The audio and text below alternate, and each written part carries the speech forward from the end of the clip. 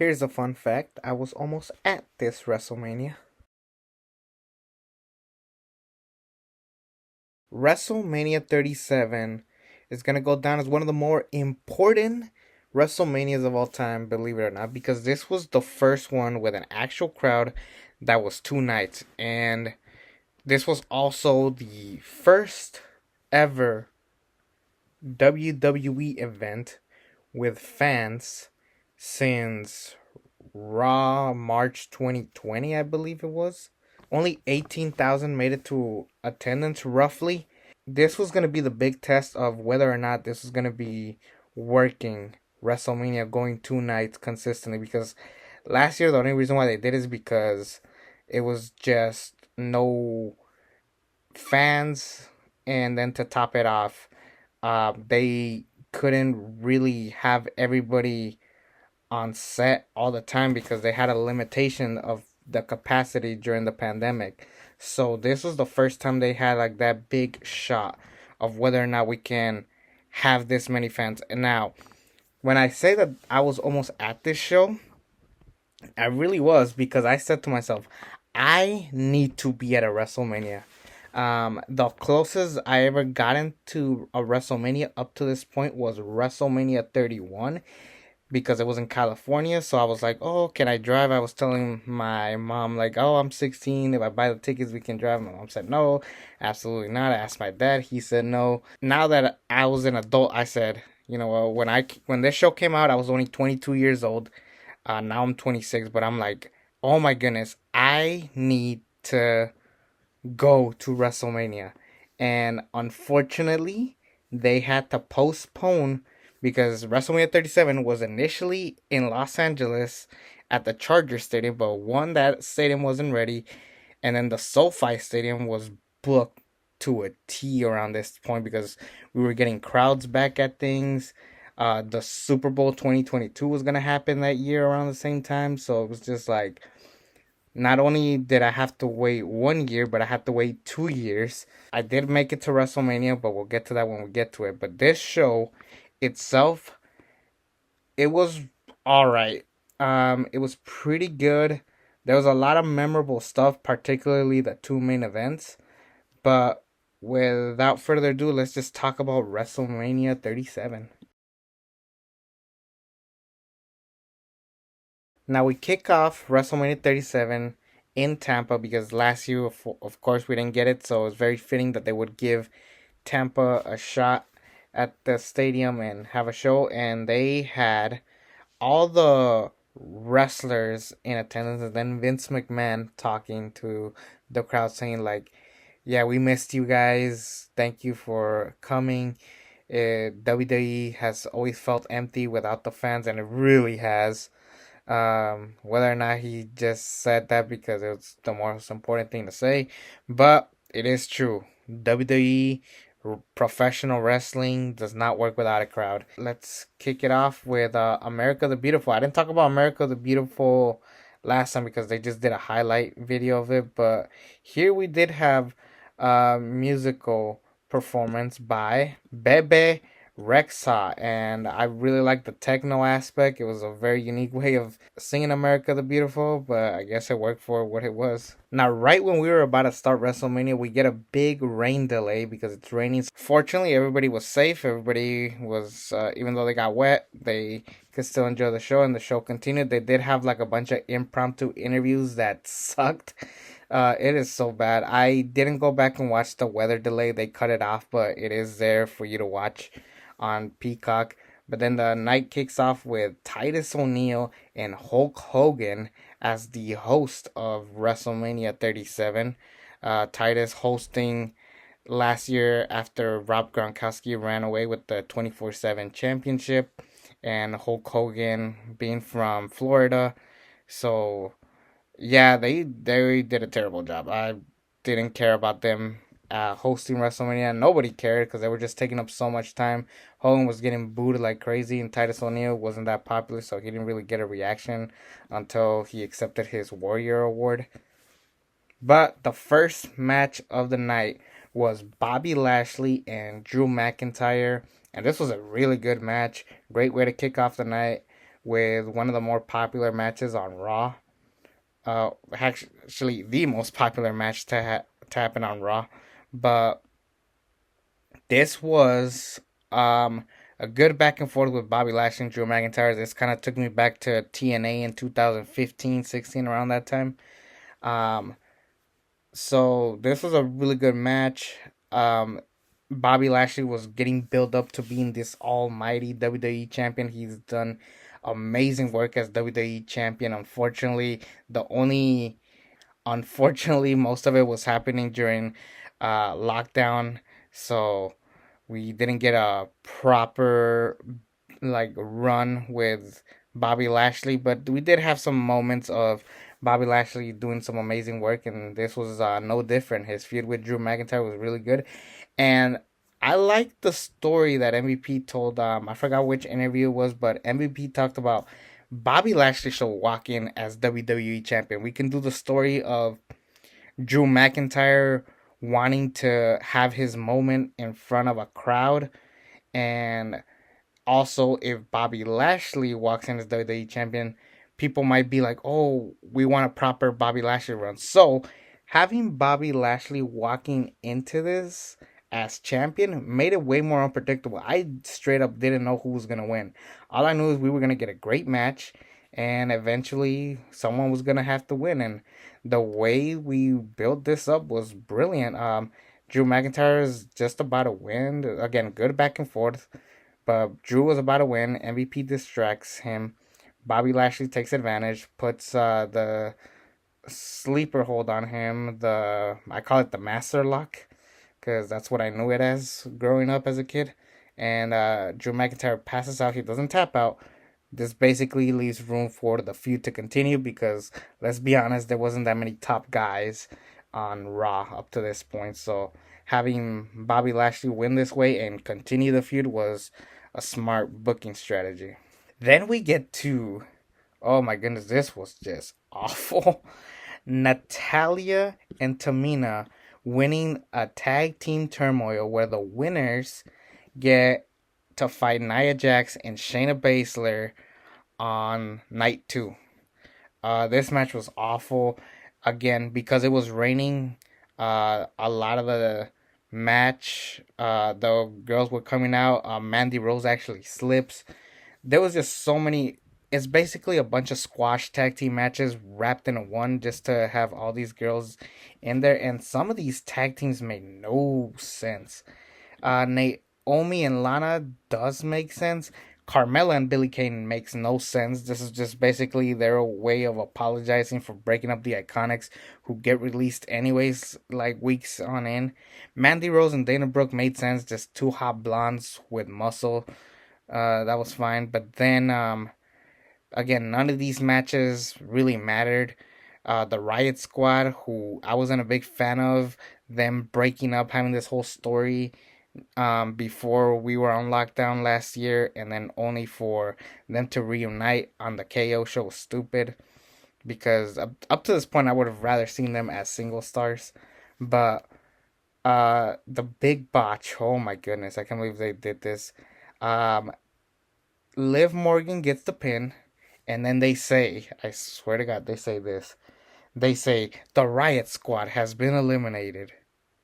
Correction, Dana Brooke and Mandy Rose have been eliminated. So you mean to tell me that they can't figure out who was winning and who was losing? It was just bad. And then up to this point, I didn't even care anymore. I just wanted the Riot Squad to win. But no, Natalia and Tamina had to win because for some reason they get the spotlight. So Natalia and Tamina Snuka get to fight Nia Jax and Shayna Baszler on night two. I didn't like it. So technically, Natalia and Tamina are the first two wrestlers to compete at both nights of WrestleMania. And yeah, I know they regret that because this match was just bad, and it's probably why we'll never get something like this again. And it was unfortunate because Bayley didn't even make it on the card. She wasn't even the host of WrestleMania. They try to do this whole story of Bayley needs to be on the show. She's bashing Michael Cole. She was so entertaining throughout the night, only for night two to have the Bella Twins beat her up.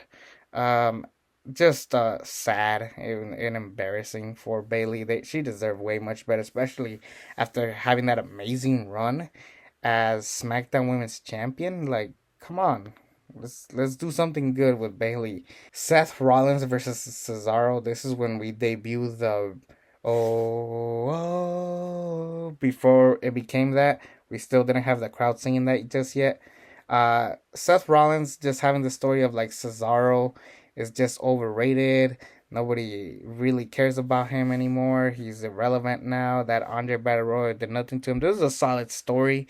I kind of wish that it was Seth teaming up with Cesaro during that time he was building the faction up. It was him, Buddy Murphy, and AOP. I wish it was Cesaro, and then at the end it ends with Cesaro turning on Seth. Like I would have loved that, but whatever.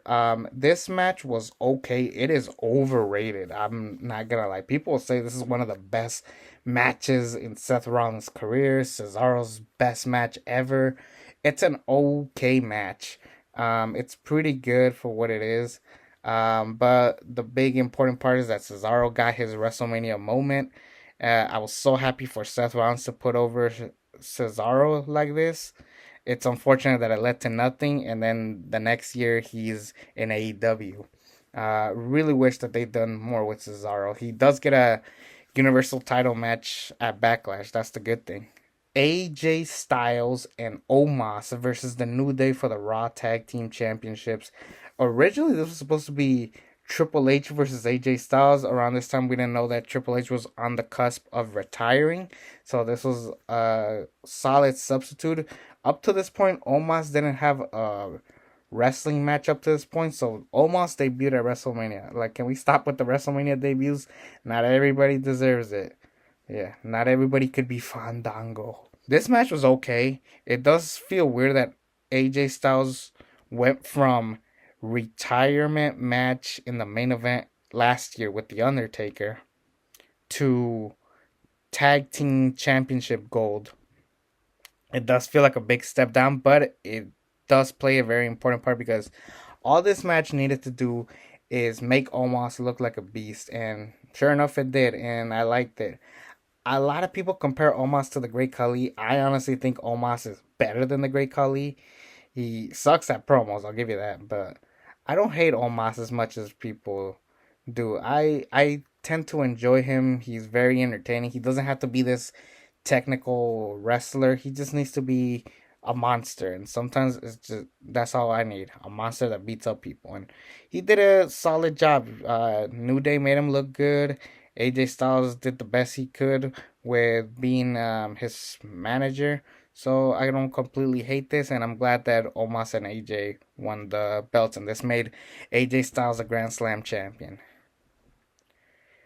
This match made no sense. Braun Strowman versus Shane McMahon in a steel cage match. I cannot even remember what the feud was about. I know they showed it. All I remember was Shane McMahon throwing slam at Braun Strowman.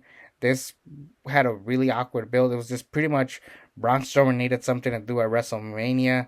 They didn't have any star power, so they brought in Shane McMahon, the previous host to Raw Underground that led to nothing. I wish they played off that, and maybe that's what would have worked. They had Jackson Riker, aka Gunner, and Elias interfered before this match, only for Braun to attack them. Shane McMahon's just trying to run away. This was a pretty much an 11-minute squash match.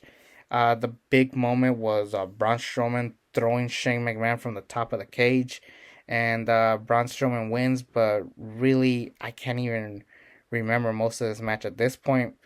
Shane McMahon should have just retired. Now, this year, they actually had two Hall of Fame classes. So let's talk about the Hall of Fame class of 2020. It was ready to go last year, but unfortunately what happened. Batista was supposed to be a part of this class, but he chose not to do it because he had Hollywood things to take care of, plus he didn't have time to give a speech, and there was no way he was going to give a speech to a bunch of computers. So in a way it kind of worked out, and it is unfortunate for the class here that had to give their speech in front of a bunch of monitors. I wish they went back to the roots of just having their speech to the next set of wrestlers. Just being ready for that. I wish they went back to that route. It is cool that the fans get to see the Hall of Fame speeches, but I did kind of wish they did that for this. I mean, they were able to do that for the Oscars in a small venue, but they made it work. But anyways, the Hall of Fame class of 2020 featured JBL, the British Bulldog, Jushin Thunder Liger, the Bella Twins, William Shatner. The Warrior Award went to Titus O'Neil. The legacy was Ray Stevens, Brickhouse Brown, Steve Williams from the Brawl for All, Baron Michael Leone, and Gary Hart. But the headliner was the NWO, and again, I wasn't a big fan of two-time Hall of Famers, but it was cool to see the NWO there. I kind of wish that we just had one single person be inducted. Like at this point, everybody was already in the Hall of Fame, so there was no point of that. But anyways, I was happy with this class. I grew up with all these wrestlers, and I know Jushin Thunder Liger really wanted to be there. I know he wanted to give a speech, but unfortunately, what with the circumstances, what happened. Now we get the biggest surprise and a match that pretty much foreshadowed how we looked at celebrity matches in the WWE. We had Miz and Morrison versus Damian Priest and Bad Bunny. And man, when I tell you how annoying Bad Bunny was around this time, oh my goodness. So, just to kind of give you a brief history in my life, when I graduated from high school, immediately started college in 2017. 2018, that's when I started getting connections with the radio world and movies and stuff like that. 2019, there was the year where they would play Bad Bunny to death. He was everywhere. He annoyed me. I still to this day do not like his music. 2020 was a big one. He was just played everywhere. So when he came to WWE, I said, "Oh my God, get this guy off my TV. I cannot stand this dude." And then they're doing a whole storyline where he's going to wrestle. And I was just like, great, more Bad Bunny. But Bad Bunny was getting people talking. Bad Bunny got me ratings, believe it or not, because when Cattle Nation just started, I didn't really have anything to talk about. I didn't have guest speakers yet. I wasn't really prepared. I wanted to do entertainment in business, and around this point, everybody was talking about Bad Bunny in the ring because his performance was spectacular. For a celebrity, he did an amazing job. For starters, the fact that the match didn't start with Damian Priest, Miz, and Morrison. No, the match immediately started with Bad Bunny and The Miz. It started with Priest and Miz, and then Priest tags in Bad Bunny. They get in the ring. He is doing counters, reversals. I know because of the pandemic, we had to shut down tours and stuff like that. So Bad Bunny said, "I'm gonna train in this time being. Let's do this." He loves professional wrestling. He was a fan, so he did everything he could. He even won the 24/7 championship and performed during SNL. I'm shocked R-Truth didn't like interrupt him during SNL. I would have gotten huge ratings for R-Truth. But anyways, Bad Bunny did a lot for the WWE, and for that I will respect him. I will never like his music, but he did amazing. There's a part where he suplexes the Miz alongside Damian Priest, and I was so happy for Damian Priest because he did a solid job in NXT as North American champion, but it was time to moving up. Even I thought it was way too soon, but Priest's run with Bad Bunny was possibly what helped him a lot. Unfortunately, this was still around the Vince McMahon era. He wasn't gone just yet. So Damian Priest had struggles rebuilding himself without Bad Bunny, but he eventually does. This performance was really all about can Bad Bunny do good. The highlight was hands down the Canadian Destroyer or the Bunny Destroyer onto John Morrison. This was really good. He did dives, he did everything. But I was so glad that they gave Damian Priest this publicity and they didn't just go like, oh, Rey Mysterio is a very popular Latino wrestler. Let's have him there. They had two fellow Puerto Ricans teaming up, and it helped elevate Damian Priest. Granted, like I said, we don't know how to build him just quite yet. It takes him some time, but we get there. Now, one of the biggest things that people always wanted was another women's main event at WrestleMania. The first one was good, but they had the botch roll up. It was 1 in the morning. People were already exhausted. So they needed time to build up new female wrestlers to have a moment like this. And sure enough, they did with Sasha Banks and Bianca Belair for the SmackDown Women's Championship. And to this day, this is my favorite women's match in WrestleMania. Not all time. If I ever do a video of my favorite women's matches of all time, this will be up there. It's not number one, but there is one. I'll get to it if I ever talk about it. But Sasha Banks and Bianca Belair just killed it. Bianca Belair was the new face of WWE. They didn't really properly build her up. She was still new. She was still fresh in the NXT eyes, so we didn't get to really see who she was in the main roster. She had that solid feud with Bayley, but the big thing was like she won the Royal Rumble, last eliminating Rhea Ripley, and she even teamed up with her and beforehand to eliminate Charlotte Flair. So the final two were Rhea and Bianca Belair, two NXT vets, like on their way to the main roster. And Bianca Belair gets her moment. She is still new to the people, but she did amazing. For her first match, they gave her the main event. And this was very important to everybody. Two female African American women in the main event, just going balls to the walls.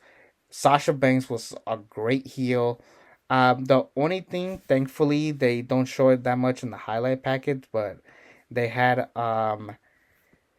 what's his face, Reggie involved in this match, but they completely we don't talk about Reggie.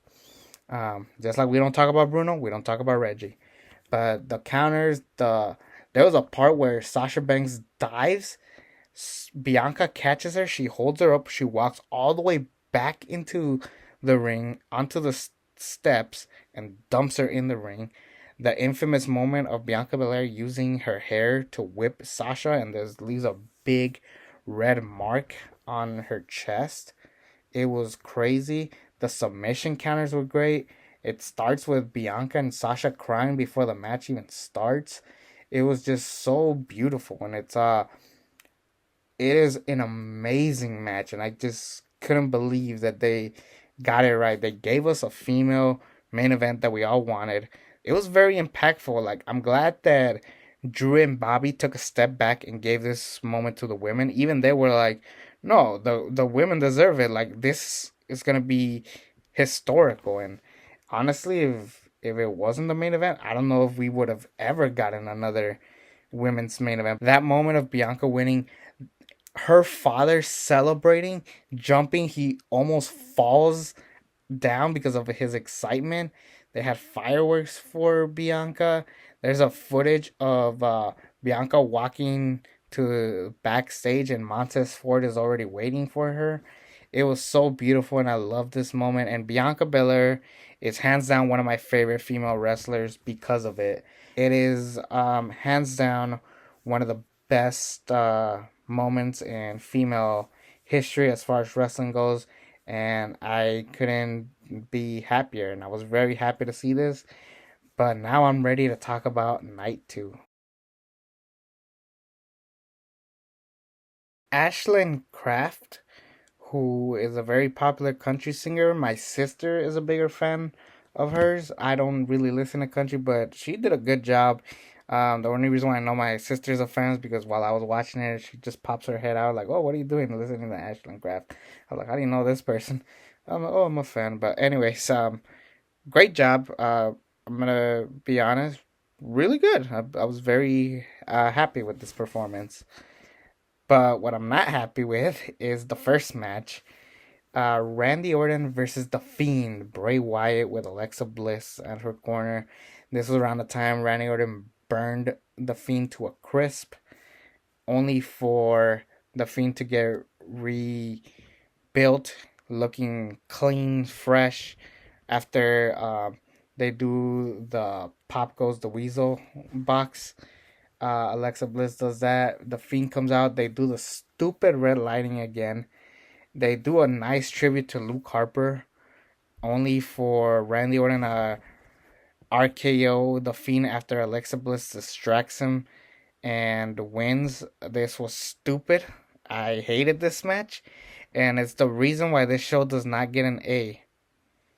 Another reason why the show does not get an A: Nia Jax and Shayna Baszler versus Natalia and Tamina. A very long, overdrawn match. If it was gonna be this long, why the hell didn't Natalia and Tamina win? They win them like weeks later, so it was just why. It was just so stupid, and I was just like, just put me out of my misery. Let's just stop. Nia Jax and Shayna Baszler, they were just thrown together because they were the most over heels that weren't good enough to be world titles holders. So this was their consolation prize. And yeah, I was not a big fan of this. But now that we get those two bad matches out of the way, we can talk about the good. Kicking it off with Kevin Owens and Sami Zayn. This is unfortunately the only time we get Kevin Owens and Sami Zayn at a WrestleMania. I know deep down we wanted it this year. This is recorded right when Kevin Owens had announced that he will be not competing at 41. But we all thought that we were gonna get like a trilogy or something, but this is the first time they ever interact, and it is unfortunate because this was just very thrown together. The conspiracy theorist Sami Zayn was a good era for me. When it came to Sami Zayn, he was very funny and entertaining, but up to this point, Kevin Owens was on a run for the Universal Championship. He failed so many times, only for this feud to cook up in the chamber. But deep down, I wanted like them as equal badasses. This was still not it. This was more of a comedy for Sammy and Kevin. Logan Paul was there for whatever reason. But real talk, um, it was a good match. It wasn't a great match. I know they could have had better matches. They do have better matches later on. They have an amazing last man standing match on SmackDown. Even their Hell in a Cell match was better than this match. But I don't really hate this as a match. I do wish that we had gotten a better story building up to it, but we got what we got. I do hate that Logan Paul took up a good chunk of the spotlight from them because at the end, when Kevin Owens wins, Logan Paul holds up Kevin Owens' hand, abandoning Sami Zayn, only for Kevin Owens to stun him. Lo and behold, this was going to lead to a feud that we didn't predict, but that's 3 years later. Matt Riddle, and that's what I'm calling him, not Riddle, versus Sheamus for the United States Championship. This was a really good match. I like the back and forth. I'm not a big fan of Matt Riddle as a person, but I do give him credit. He was very good in the ring, and plus he had his moments where he was entertaining. I like him more when he was serious. But Sheamus was on a run. This was like the best era of Sheamus. He did so good in that feud with Drew McIntyre. This was obviously his consolation prize, but it was a good consolation prize because he gets to be U.S. champion again, and he gets a singles victory that did not last 18 seconds. The spot for me was obviously Matt Riddle a moonsault only to have it be reversed into a bro kick. Matt Riddle bleeds a little bit, but Sheamus gets his victory and he becomes the United States champion. So, big victory for me because I don't like Matt Riddle that much, and I was becoming a massive Sheamus fan up to this point. I always liked Sheamus, but this is the time when people started giving Sheamus credit. There was a point where they booed Matt Riddle and then started cheering Sheamus. So that should tell you. Nigerian drum fight for the Intercontinental Championship. Big E versus Apollo Crews. I was really digging this feud of how Apollo Crews was at the top only for Big E to take the spotlight because he was more popular because of the New Day, even though Apollo Crews was just on a run and tear, and it was an amazing run. I only hated the Nigerian accent from Apollo Crews, but he was really good on the mic. I don't know why they gave him that stupid Nigerian accent. I believe he was of Nigerian the descent, but like he didn't have an accent, so I'd give him an accent. But anyways, this match unfortunately was not that good. The feud was awesome. The story was good.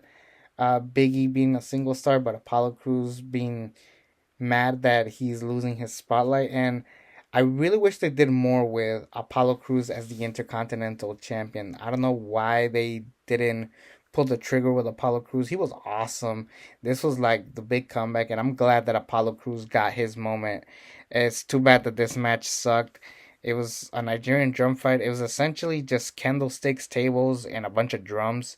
Commander Aziz, aka Dabakato Babatunde, helps Biggie lose, and he aligns himself with Apollo Crews, which could have worked, but they just never pulled the trigger, and they never had good feuds with Apollo. He could have done a great job with Kevin Owens, Sami Zayn. He eventually loses it to Nakamura just cause.